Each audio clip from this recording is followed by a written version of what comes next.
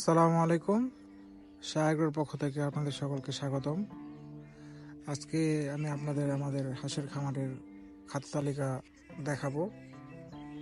আসলে হাঁস এমন একটা প্রাণী, ওরা হচ্ছে সারাদিনই খাইতে পছন্দ করে। ওদের আপনি যতই খাবার দিবেন, খাবার দিয়ে ওদের পোষাইতে পারবেন না। ওরা হইতেছে যত দিবেন ততই খায়। আসলে কথা আছে না যে হাঁসের বাচ্চার মতো সারাদিন খাইতে থাকোস। তো খাবার দিয়ে হাঁস পালন করলে অতিরিক্ত খাবারের কারণে লাভবান হওয়া যায় না।